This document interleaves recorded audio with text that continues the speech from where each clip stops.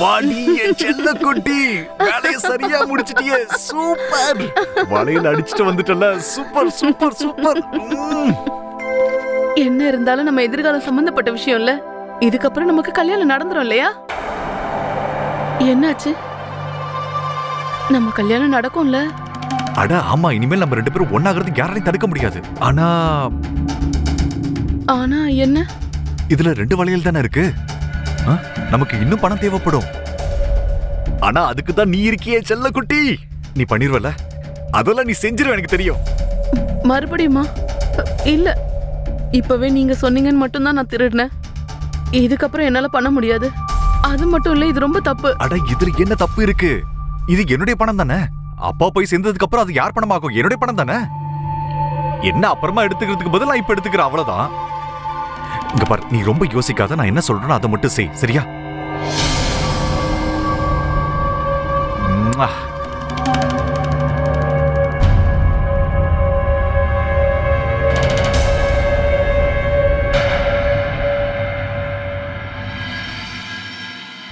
எல்லாம் நான் நினைச்சபடி நல்லபடியா போயிட்டு இருக்கு.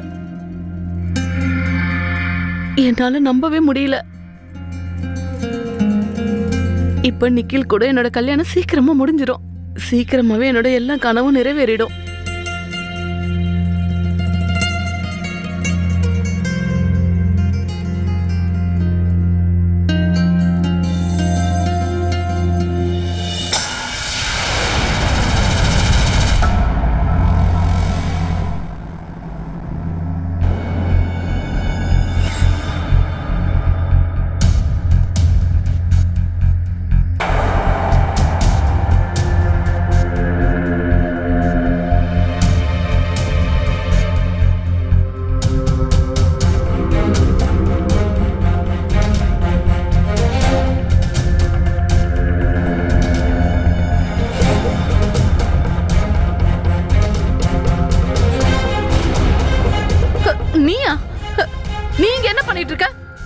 முதல்ல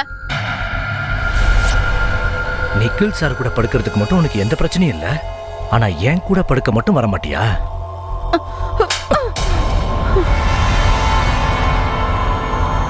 ஏண்டி அவ்வளவு தைரியம் வந்துருச்சா உனக்கு?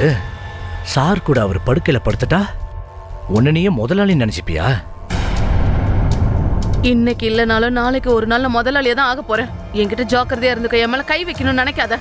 நிக்கில் சார்ட்ட சொல்லி உன்னை வேலையில இருந்து தூக்கிடுவேன், புரியுதா? ரொம்ப தான் கனவு காண்ற நீ. உண்மை ஒரு நாள் உன் முன்னாடி வந்து நிக்கும். அப்ப புரியும் உனக்கு. அப்ப வருத்தப்படுவ நீ. நீ அதை பத்தி கவலைப்படணும்ன்ற அவசியம் கிடையாது. நீ கிளம்பு, இங்க இருந்து கிளம்பு.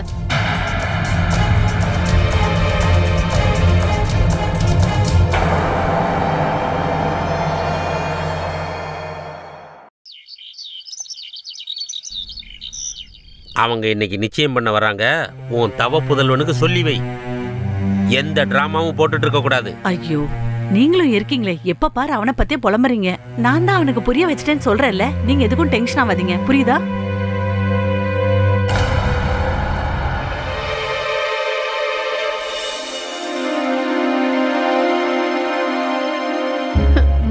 ஏங்க வாங்க, நம்ம இங்க இருந்து போயிடலாம். இன்னைக்கு அவங்க நிச்சயம் பண்றதுக்காக வராங்களாம்.